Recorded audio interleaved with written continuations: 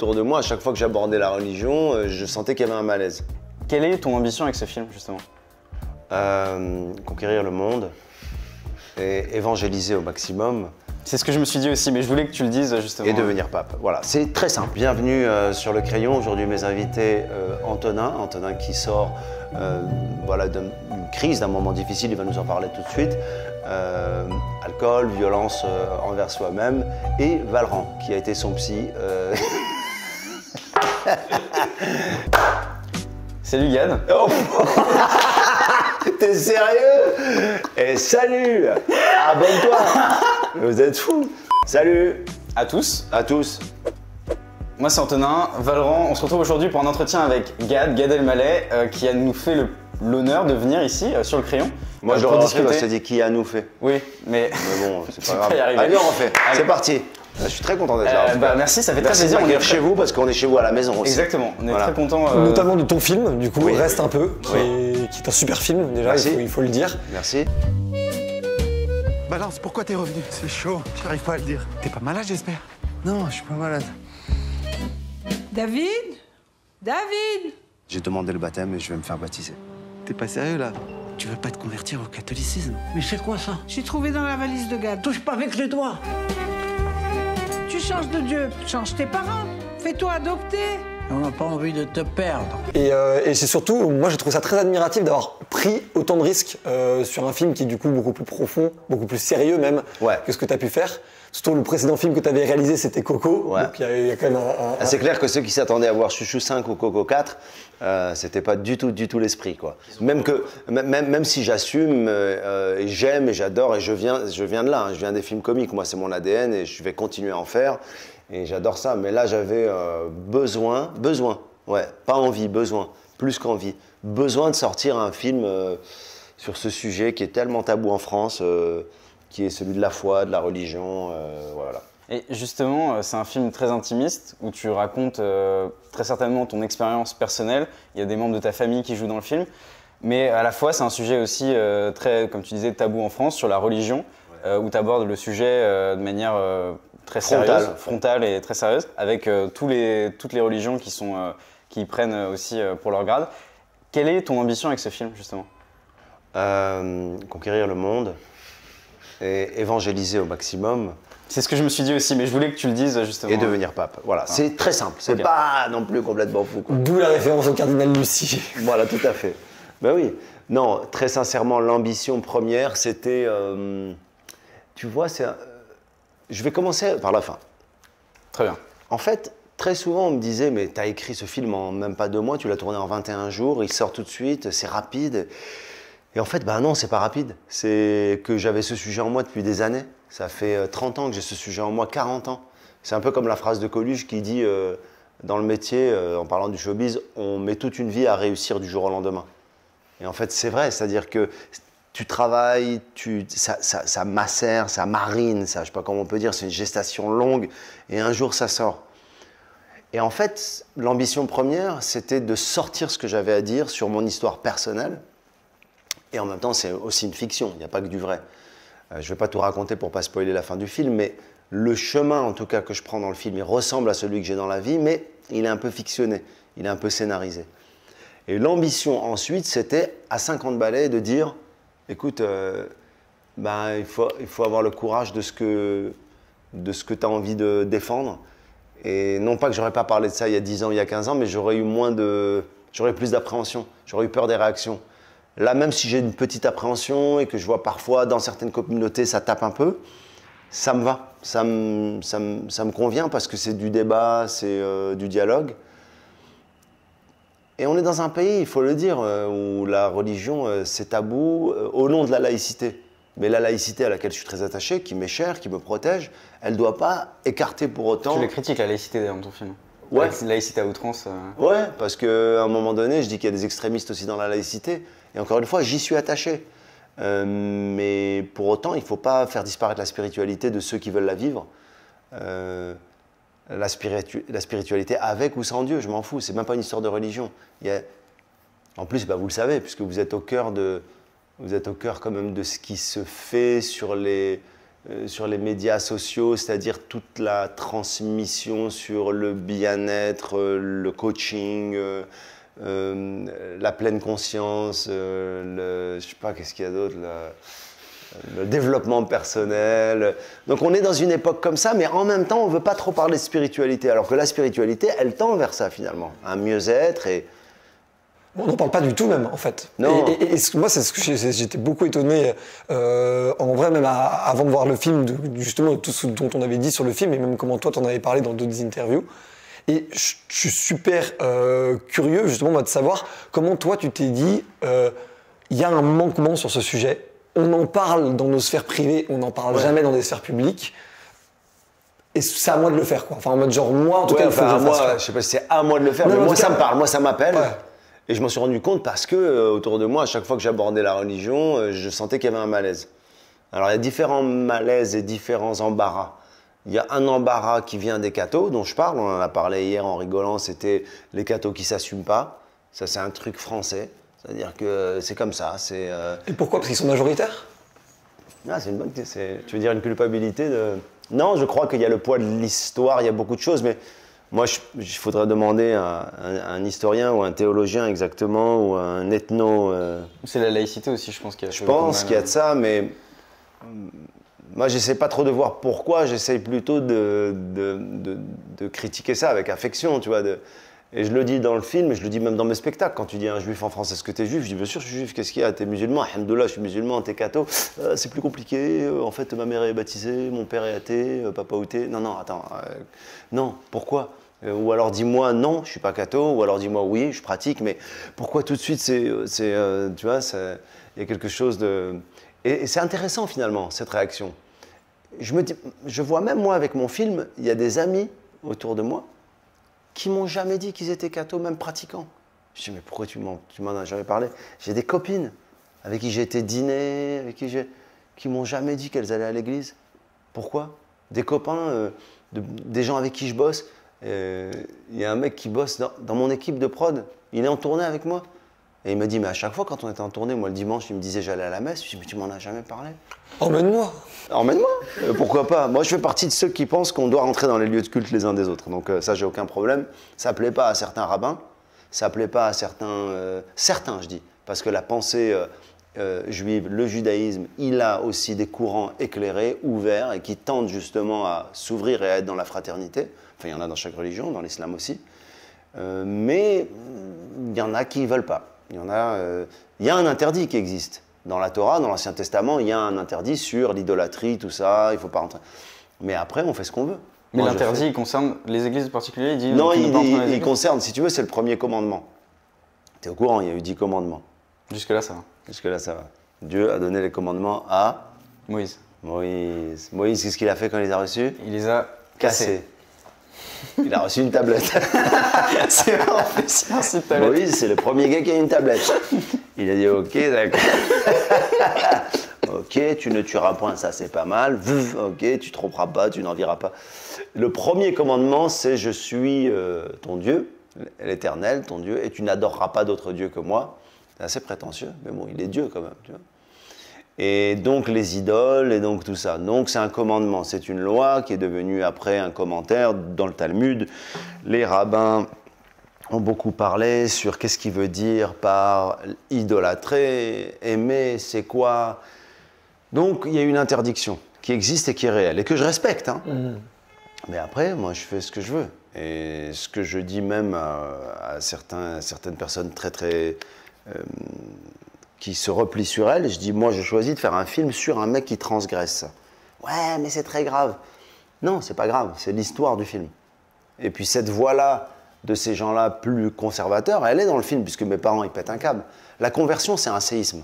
Je disais hier à notre pote Lev, en fait, un coming out dans une famille traditionnaliste, ça passerait mieux qu'une conversion à une autre religion, en fait. Mais justement, moi, je trouve ça super intéressant, cette phrase, même toute cette réflexion-là, parce que en fait, tu te rends compte que c'est des sujets dont on parle assez peu, je veux dire de la spiritualité, du rapport à Dieu, même parfois au sein des familles, c'est un sujet qu'on aborde peu, et pourtant, dès qu'il y a volonté de conversion au chemin personnel, là, tout d'un coup, tout le monde se tend. Et j'ai l'impression que c'est un peu le cas, même à l'échelle de la société, quoi. En fait, on évite un peu le sujet, mais dès que ça crée une fracture, parce que du coup, il y a ce chemin vers ailleurs. Complètement, ouais. Tout à coup, tout le monde panique, quoi. Oui, c'est-à-dire que c'est intéressant ce que tu dis parce que là tu parles à une échelle familiale, mais si on le prend un peu plus macro, c'est-à-dire que, et non Macron, petit jeu de mots. On peut placer Macron juste là. Hein, on a placé Macron. On peut mettre une photo du président. Vous l'avez reçu ou pas encore? Non, pas encore. On va l'appeler. Et pas du tout. Ce que je veux dire par là, c'est que dans la famille, dans la cellule familiale, en effet, c'est ça, mais d'un point de vue plus global, dans la société, comme tu dis, eh bien, tout va bien quand on parle de vivre ensemble. Le vivre ensemble, tout le monde est content. Le vivre ensemble, c'est génial. Mais le vivre ensemble, c'est curieux comme notion quand même. Parce que le vivre ensemble devrait être la conséquence du fait qu'on se connaisse. Les communautés, les religions, à travers les uns des autres, les cultes des uns des autres, les confessions, les rites, les habitudes, les traditions. Et là, la conséquence donnerait du vivre ensemble. Mais ce serait un peu comme prôner, je sais pas moi... l'amour fou, soyons pour l'amour fou. Ben non, l'amour fou, il faut qu'on se rencontre, qu'on se connaisse. Oui, il y a le coup de foudre, mais il faut qu'on se connaisse, qu'on connecte. Et puis le vivre ensemble, je crois au fait uniquement de connecter entre les communautés pour vivre ensemble. Donc pourquoi je dis ça? Parce que tant qu'il y a le vivre ensemble, ça va. Mais quand il y a une crise, on le voit bien, le voile, le port du voile, les dérives de l'Église, alors tout à coup, waouh, il y a plus... Mais parce qu'on n'a pas les éléments, on ne se connaît pas. Donc qu'est-ce qu'on a, nous, comme éléments pour voir l'Église, ou pour voir le judaïsme, ou pour voir l'islam? On a les éléments de crise qu'on reçoit. On n'a pas les outils. En fait... Oui, et puis la personne problématique dans une religion est toujours problématique chez l'autre et moins chez nous. Alors attends... C'est en gros un prêtre qui aurait eu des problèmes aurait eu des histoires de pédophilie. Ah bah c'est juste lui, c'est pas systémique, alors que, je sais pas, un imam qui aurait prêché des choses salafistes, ah bah ça c'est tous les musulmans en fait. Ouais, d'ailleurs. Mais tu peux déplacer à chaque religion cette histoire, cette manière de percevoir les choses. Mais c'est comme si en fait on revenait au communautaire primaire en fait, quand il y avait des questions comme celles que pose ton film, tu vois. Ouais, mais tu vois c'est bizarre parce que tu as dit communautaire et communauté. Moi il y a un truc... Le communautarisme est devenu, de toute façon, les ismes en général, c'est jamais génial. Non, c'est jamais génial. Un isme. Non, c'est isme. Non. C'est isme, c'est pas bien. Antisémitisme, c'est catastrophique.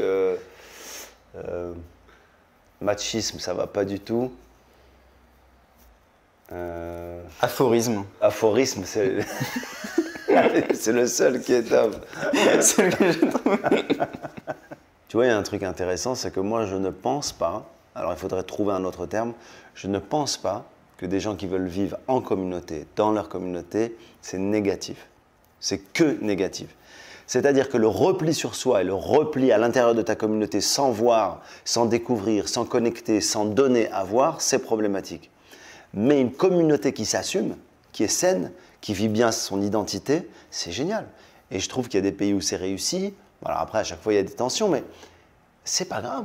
Si la communauté juive, elle a envie de vivre ses traditions, de faire ça, mais il faut aller vers les autres aussi. Si la communauté musulmane, si la communauté chrétienne, c'est pour ça que je pense que le rêve de non, il faut pas tout ça, il faut tout mélanger. Non, c'est pas tout mélanger, c'est que chacun puisse célébrer son identité et qu'on soit à l'écoute et qu'on échange. Alors c'est plus difficile. Et le fait de moyenniser tout le monde, c'est plus facile, mais ça c'est un projet plus politique, un peu utopique. Utopiste ou utopique? Utopisme. Utopisme, c'est pas mal ça. Si. Du coup, tu as vécu aux États-Unis. Fascisme, c'est pas bien. C'est pas bien, pas ouf, pas très cool. Pas ouf. Non. Tu as vécu aux États-Unis, ouais. Et justement, comment tu vois justement ce rapport aux religions dans des cultures plus anglo-saxonnes par rapport à la France? Est-ce que pour toi c'est un modèle, la culture anglo-saxonne, de ce point de vue-là, des religions, ou tu considères au contraire que c'est un modèle? Après, là-bas, la dérive là-bas, c'est que... alors c'est assez intéressant parce que ça ne crée pas de malaise, ça ne crée pas d'embarras. C'est juste qu'il est plus rare d'entendre parler les gens de... Je parlais plus par rapport au métier, aux gens connus, mais en même temps, non, pas vraiment. Je me reprends là-dessus, je réfléchis à voix haute. J'essaie de comprendre et de me replacer dans... J'ai l'impression que c'est moins tabou. c'est moins tabou. Mais en même temps, j'ai l'impression qu'il y a des endroits où c'est trop présent dans la société, enfin trop présent pour prendre des décisions ou teinter un peu de religion ou de religiosité ou des événements qui soient sociaux, politiques. Moi, j'ai du mal avec ça. C'est pour ça que je suis attaché à la laïcité. Mais c'est vrai que j'ai pu rencontrer des gens qui s'assument beaucoup plus dans leur foi, dans le monde anglo-saxon. Mais il y a d'autres dérives et il y a d'autres inconvénients. C'est-à-dire que c'est pas grave dans le monde. Le mot Dieu n'est pas un mot tabou, quoi. En France, il y a un truc, c'est que ça peut devenir même risible. Il y a un humour là-dessus. C'est-à-dire que il y a un humour. On est tout de suite dans le recul, quoi. On est tout de suite dans le dans ce que. C'est trop sérieux, quoi, comme sujet presque. Non. Trop intime. Non, toujours pas.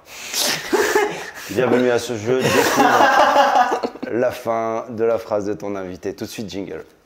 Découvre la fin de la phrase de ton invité. Ouais. En France, pas cool. Cool au sens anglophone du terme. It's not cool. C'est pas sexy, c'est pas glam. C'est pas, tu vois, c'est désuet. Moi, je suis sûr que si vous avez un pote qui arrive à un meeting 5 minutes en retard, qui dit « je suis désolé, j'étais à la messe et qui s'assoit et qui démarre le meeting, vous allez tous vous regarder, vous allez dire attendez, on va pas débriefer sur ce qu'il vient de dire. Hein. Les gars, il vient de dire qu'il a été à la messe. Eh ben ça, mais encore plus pour les cathos, quoi. Parce qu'un feuge qui sort de la synagogue, même vous allez dire ouais, bon voilà, il va même y avoir un truc très catho. Ah, c'est marrant, raconte, c'est sympa, j'aime bien vos trucs. Ah, j'adore les mariages juifs, c'est super, vous êtes tellement joyeux, vous êtes incroyable, vous jetez les gens en l'air sur les chaises et tout. Il y a cet intérêt tout à coup, alors que la joie à l'intérieur même de leur propre communauté, elle n'existe pas, je ne sais pas pourquoi. Ouais, on a été à un mariage musulman, c'était incroyable, elle avait un truc, oh là là, et ils savent, tu vois, parce qu'ils sont comme des reines et des rois. Arrête, on en a marre nous-mêmes de nos propres mariages, arrête tes conneries. Il y a ce truc, on a envie et on fantasme, quoi. D'ailleurs, tu fais une vanne dans ton film. Je vais aller à la messe, pardon. Ouais. Non, pas de souci. Tu fais une vanne dans ton film justement sur le fait que, par rapport au mariage et aux enterrements, sur le fait que les chrétiens sont très doués pour faire des enterrements et inversement, ils ne sont pas doués pour les autres fêtes. Est-ce que c'est révélateur de quelque chose ou c'est juste... Oui, c'est une observation qui est réelle. Mais pendant que tu me parlais, j'avais un flash d'une scène que j'ai coupée dans mon film. Ah. Qu'on n'a pas vu du coup. Hein? Qu'on n'a pas vu du coup. Non, voilà. Donc on va pas t'en parler. Non, parce qu'il y avait un couple qui me disait qu'il faisait la préparation au mariage avec un prêtre. Et je lui disais, mais comment un prêtre peut te préparer au mariage puisqu'il ne se marie pas? Qu'est-ce qu'il connaît, quoi? Et le jeune, il me répondait un truc très touchant. Il disait, quand tu vas chez le médecin, il n'a pas ta maladie, quoi. Je dis, ouais, mais en même temps, tu compares le mariage à une maladie. Enfin, et je suis en train de me poser la question, pourquoi je l'ai coupé, cette scène?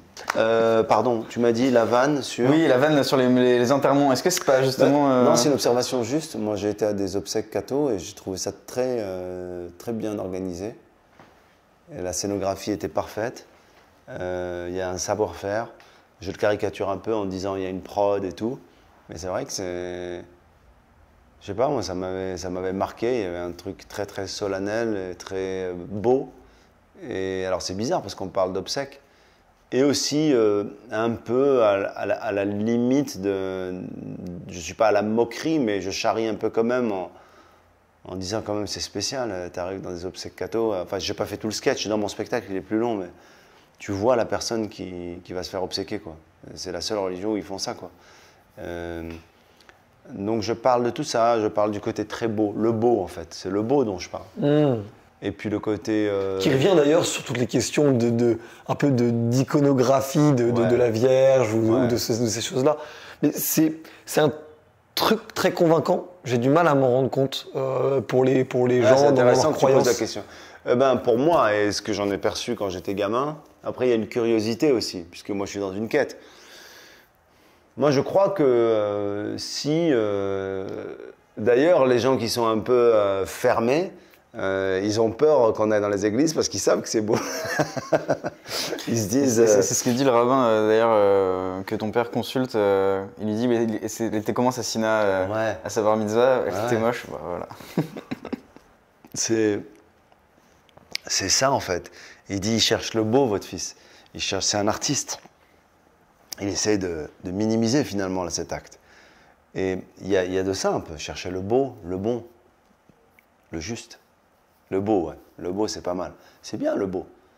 C'est incroyable. On ne peut pas nier ça. Alors tu peux bien sûr dire ouais c'est chaud, je ne sais pas comment me comporter, ou alors oh là là, ouais il a été... Mais la réalité, dans les faits, quand tu rentres dans une belle église, il y a quelque chose de... Waouh, c'est inspirant quoi, c'est super. Il y a un truc, peut-être c'est trop perso et tu n'as pas envie d'en parler et tout, mais dans le film ça m'a beaucoup marqué parce que tu le mets à l'image de manière très courte et puis on n'en revient pas vraiment dessus, mais c'est la question du salut de l'âme en fait. Est-ce que c'était ça ta quête en fait? Et j'ai l'impression que c'est un sujet qui n'est plus très 2022 quoi. Non, pas du tout. Moi je suis... Non, en fait moi je suis pas là-dedans. Je pense pas vraiment à ça. Tu parles du moment où je fais les 2 colonnes quoi, tu vois. Je pense que c'est un moment un peu parodié ça quand même. C'est un moment où je parodie un peu les choses parce que c'est pas vrai c'est pas vrai, tu vois. D'ailleurs, dans la colonne de gauche, dans les points négatifs de devenir catholique, en tant que juif, j'ai mis que je tournerai plus avec Spielberg aussi, tu vois. Donc c'est un peu une vanne. Et dans le point positif, je trouve que le salut, c'est quelque chose qui est... On peut pas tout mettre là-dessus. Et moi-même, je trouve que c'est overrated. Mais en gros, ce que je voulais dire un peu comme question, c'est... Est-ce que moi, en gros, tu veux me demander si je crois à un monde futur? Ouais, est-ce que c'est ça en fait ton sujet en fait? Ta quête spirituelle, c'est justement ça, c'est moi, ma quête spirituelle, c'est pas le monde futur. C'est pas le monde futur. Est-ce qu'il existe? Je peux pas te le dire. J'ai pas été encore. Mais la seule chose que je peux te dire, c'est que au quotidien, chaque jour, ce matin, j'y ai pensé en me réveillant.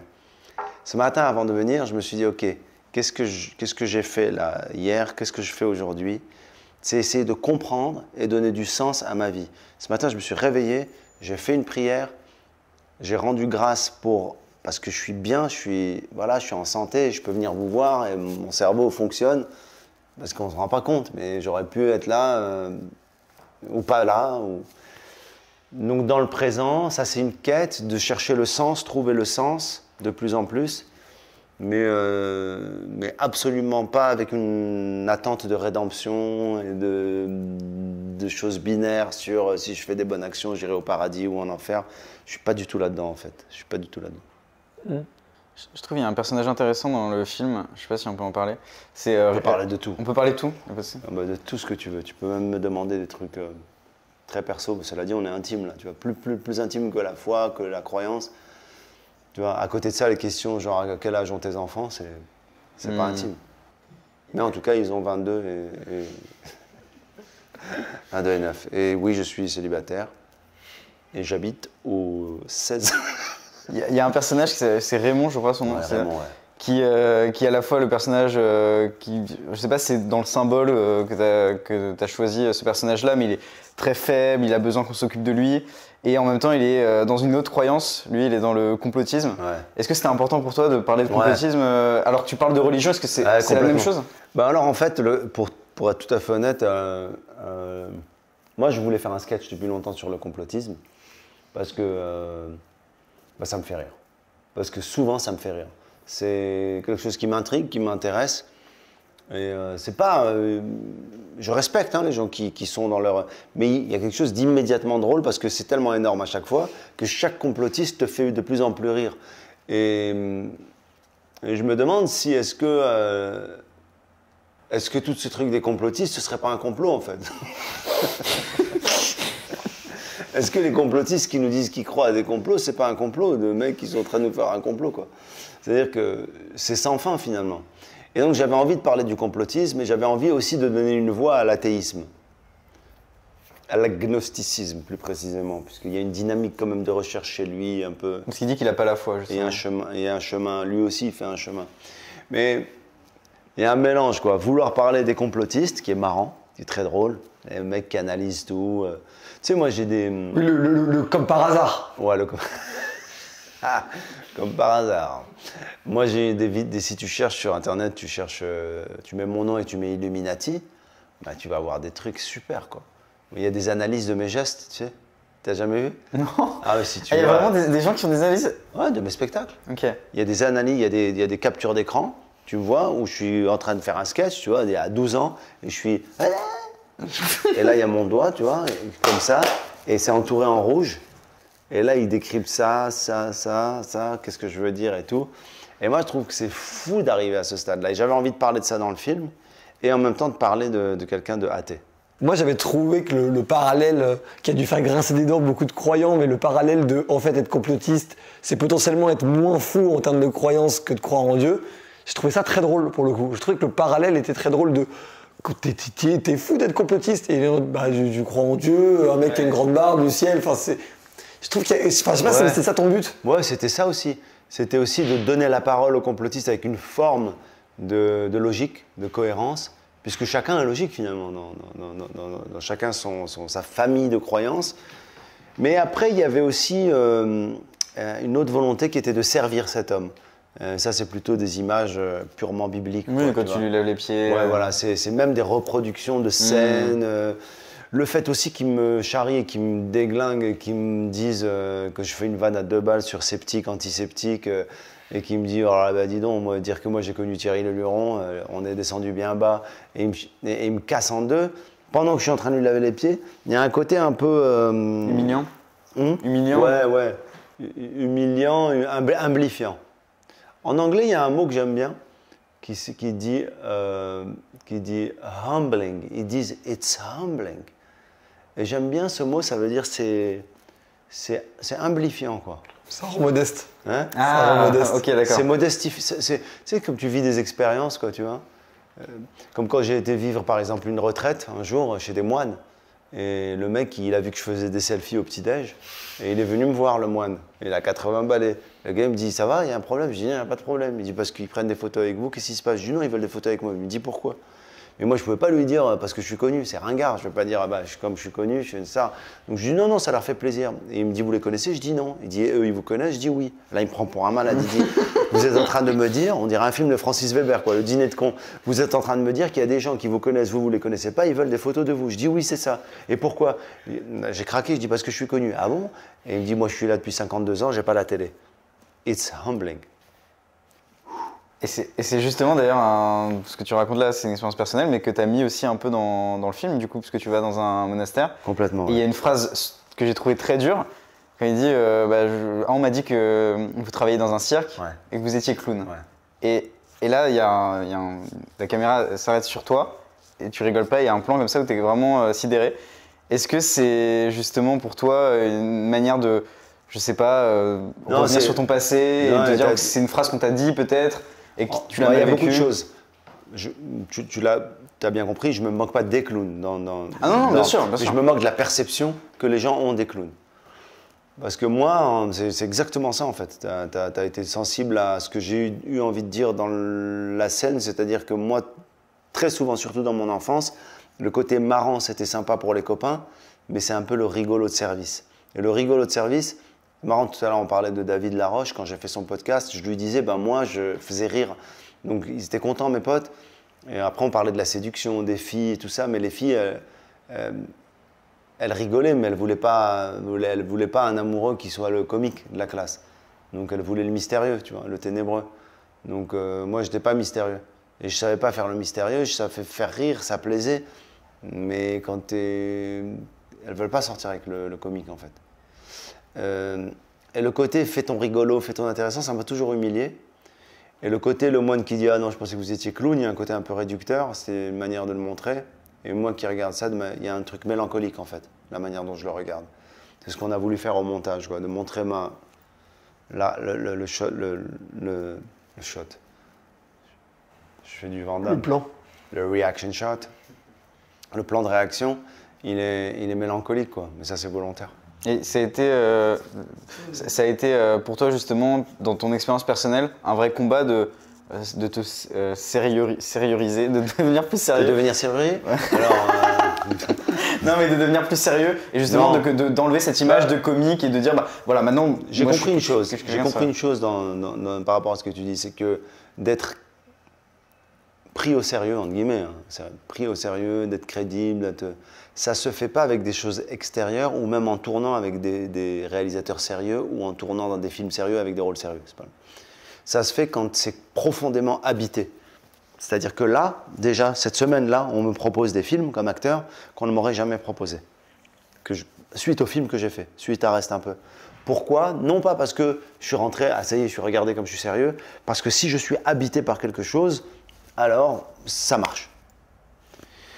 Donc, si tu veux, sérioriser, j'aime bien cette expression, j'avais essayé de me sérioriser parce que quand tu es un comique, tu veux toujours ce qu'on appelle dans le métier la carte. Tu veux le passeport, je suis un acteur aussi. Et tous les comiques, on a eu cette crise. Et moi, j'ai des collègues qui sont des grands acteurs, je pense à José Garcia par exemple, il faisait plein de films très drôles. Il nous tue de rire. Moi, j'ai fait La Vérité si je mens avec lui, j'arrivais pas à tourner tellement il était... C'était un excellent film. Quand dans le 2, il arrive, qu'est-ce que j'apprends? Il fait le truc, le loose-bec, c'est complètement fou. Je dis, comment il arrive à faire ça? Il a une force comique, José, incroyable. Mais lui, il a eu cette crise que moi j'ai eue, que d'autres ont eu, que Franck Dubosc a eu. En parlant avec Elie Semoun, il me dit qu'il a cette crise. Michael Youn l'a eu. Tous les comiques qui sont immédiatement comiques, Jamel, tout le monde, ils veulent être pris au sérieux à un moment donné. Je déteste l'expression de « il va faire son Ciao Pantin », parce que Ciao Pantin, c'est un rendez-vous avec Coluche, avec Claude Berry, avec un moment, avec Richard Anconina, avec un scénario. On ne décide pas de faire son film sérieux, ça nous vient, ça nous arrive, quoi.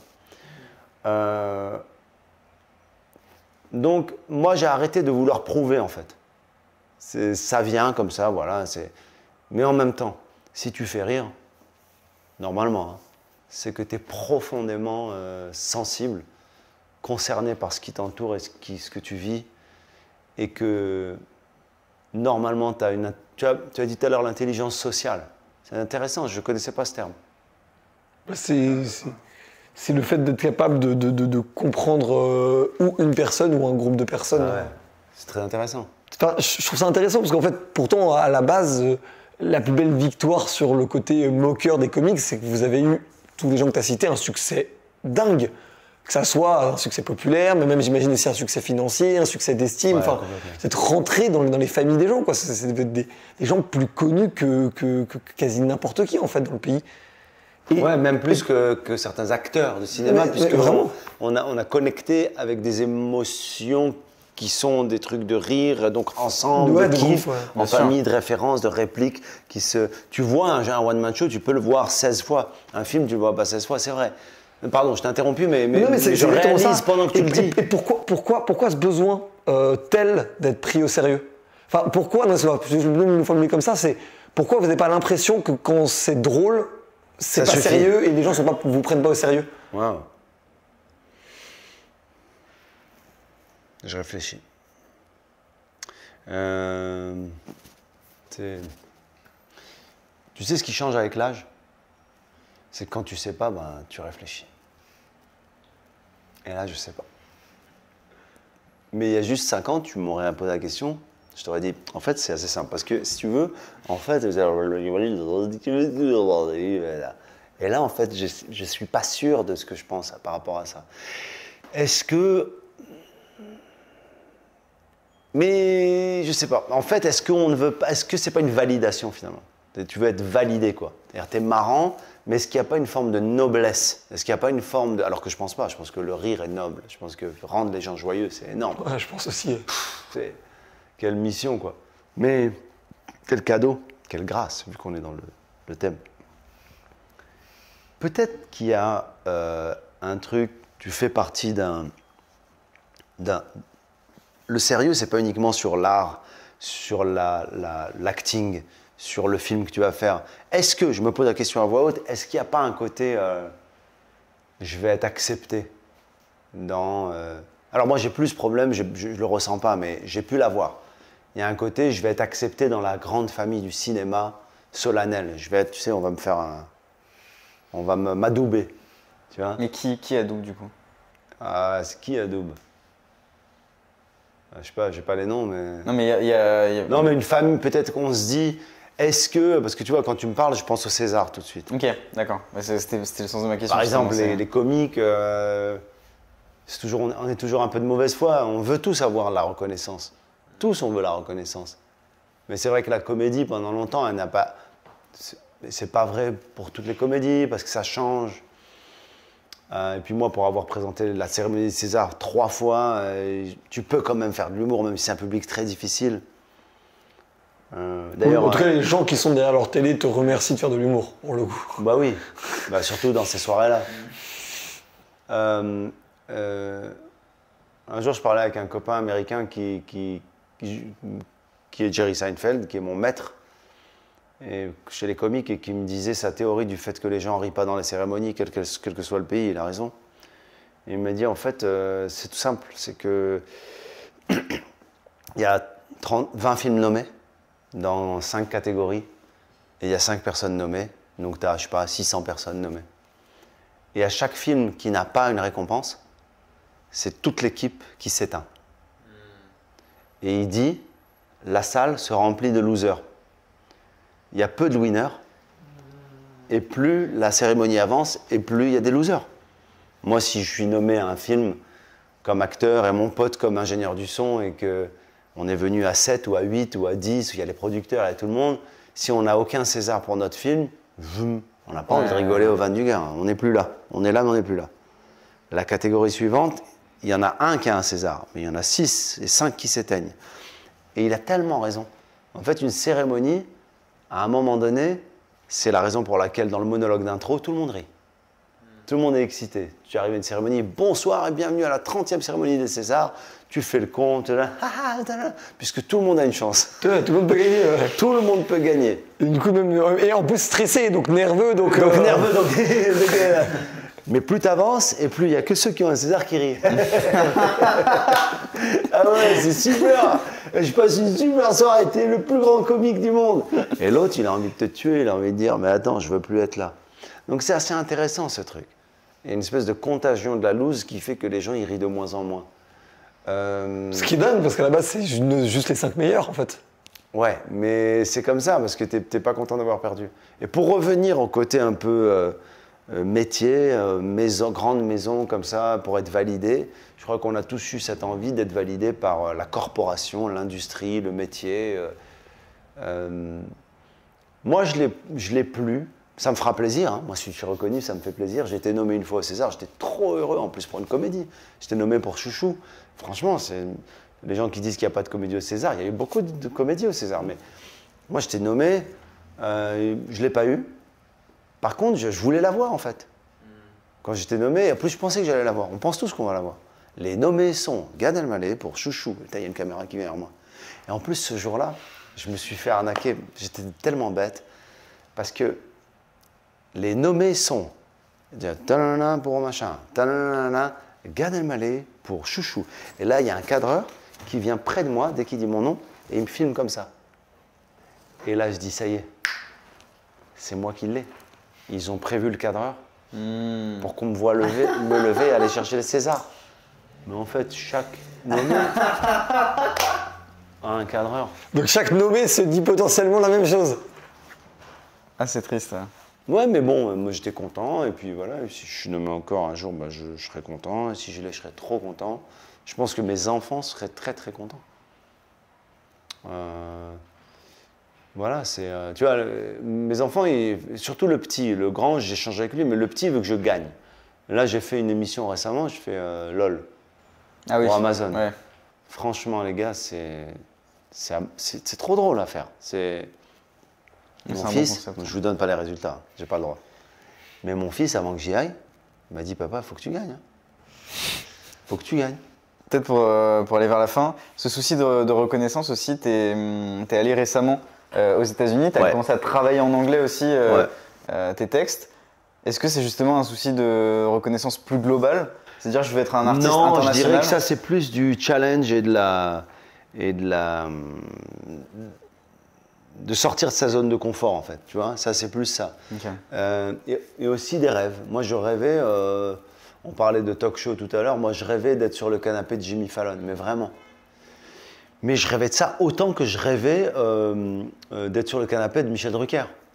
Parce que finalement c'est pas qu'une histoire de meubles. Je crois que c'est ça le fond du problème. Est-ce que c'est pas une histoire simplement d'IKEA cette histoire? Est-ce que tu veux pas être sur des canapés, tu vois? Moi, quand j'ai été appelé par Jimmy Fallon, Ladies and gentlemen, let's give a hand for this next comic. He's one of the biggest stars in Europe. Gad Elmaleh. musique, les musiciens et tout. Je dis, waouh, Là, c'est un rêve. je veux ça. Je suis trop content, quoi. Après, tu sors de là, le soir, dans New York, t'es seul. Fais un FaceTime avec la famille. C'est chaud. Hein. Il y avait une mélancolie quand même. Mais j'étais trop fier. Je crois qu'il y a eu une envie de challenge, de me dépasser, de recommencer à zéro, de prendre des risques. Quelque part, bien qu'elle remue moins d'enjeux dans la famille, ça se rapproche un peu. De tout recommencer, de détourner complètement, de surprendre. J'ai pas fini de vous surprendre. Mais... On espère. Mais ouais, non, mais tu vois, c'est faire des trucs comme ça qui sont radicalement... qui changent ta vie, en fait. Mais après, pour faire carrière aux États-Unis, il faut vivre aux États-Unis. Il faut rester là-bas. Et avec tout le respect, l'admiration que j'ai pour les humoristes américains, les acteurs, Hollywood, tout ça, tout ce que j'ai pu apprendre, j'ai rencontré des gens dingues là-bas, mais fous, quoi. J'étais un blédard, quoi. J'étais le mec pas connu dans les soirées. J'ai côtoyé des gens. Je me disais, mais c'est pas vrai ce que je vis.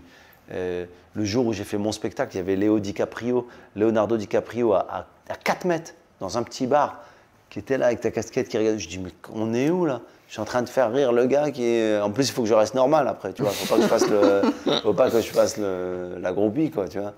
Il vient me voir dans la loge et qui me fait, t'es super. Je lui dis, ah, toi aussi, alors que j'ai envie juste de le prendre dans mes bras et de danser.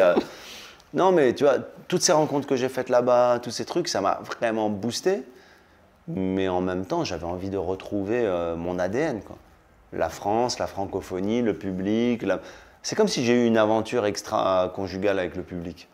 Et que je reviens au show, je dis en fait c'est toi que j'aime.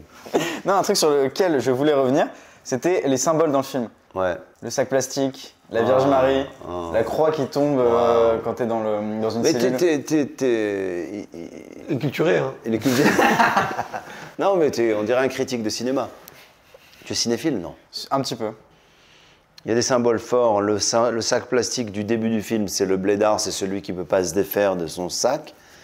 Et je ne veux pas tout spoiler, mais à la fin, c'est le lien finalement. On peut tout imaginer dans ce sac plastique. On peut imaginer des clés comme Dieu, comme la transmission, comme la filiation, comme... Comme un dessert. Comme un Sunday, quoi. Le gars, il est parti. Moi, j'ai parlé de Dieu, lui, il est... Mais quoi, comme dessert? Non, mais comme je sais pas, un dessert de ta mère, tu vois, genre un truc qui rappelle chez toi, quoi, tu vois. Je sais pas, ma mère, elle me fait des desserts dans des sacs plastiques. Peut-être. Je sais pas, moi, c'est ça que je me suis imaginé. Ou de la charcuterie, enfin, je sais pas, tu vois. Ça, la croix, c'est... je veux pas dire le gag, mais en gros, c'est le poids de toute cette histoire qui lui tombe sur la gueule. Et puis après, l'idée, le symbole de Marie, c'est celui qui a été le déclencheur de tout, puisque c'est enfant, elle que je vois, et c'est elle qui m'accompagne, me protège et m'aide même à faire ce film. Donc je lui dis merci quand même. Bah nous on me dit merci. On lui dit je vous salue quand même. Marie. Et une petite mini-dernière question. Ce film nous a fait beaucoup réfléchir et je pense qu'il ferait réfléchir beaucoup de monde. C'est quoi toi ta petite recommandation du moment sur un film qui toi t'a fait réfléchir, je sais pas, les 6 ou 12 derniers mois? Waouh. Il y a un film qui me touche énormément, c'est un film de Roche Dizem qui s'appelle Les Miens, qui est un film sur sa famille. Alors on n'a pas beaucoup parlé de famille par rapport à mon film, mais c'est vrai que c'est un hommage à la famille, à mes parents, puisque ce sont mes vrais parents qui jouent dans le film, ce qui était très difficile d'ailleurs. Mais une grande joie. Très marrant, j'imagine. Et Roche Dizem, il a fait un film, je ne vais pas tout spoiler là, mais sur l'histoire de son frère qui a un choc cérébral et qui a une maladie qui peut prêter à rire, c'est qu'il devient un être qui dit tout sans filtre. Et c'est terrible, c'est très triste. Dans la famille, c'est vraiment un séisme aussi, parce que finalement, ça survient comme ça surgit. Et ça crée des situations drôles, tristes, émouvantes. Et c'est sur une famille qui explose à cause de cette maladie. Donc ce film, il m'a beaucoup ému. Je vous le conseille, ça s'appelle Les Miens. Merci beaucoup, Gad Elmaleh. Bon, merci les gars. Merci beaucoup, Gad. Je dirais à mes collègues de venir vous voir, parce que c'est bien d'échanger comme ça. Avec grand plaisir. Et puis bravo aussi de prendre le risque d'être un peu plus sérieux. C'est important, nous c'est ce qu'on défend au Crayon aussi, que n'importe quelle personnalité puisse défendre des combats, des causes qui lui tiennent à cœur. Wow. Et ça fait plaisir. Merci beaucoup. Je croyais que tu allais me dire merci d'avoir eu le courage de venir au Crayon. C'est ça, le courage de venir au Crayon, évidemment.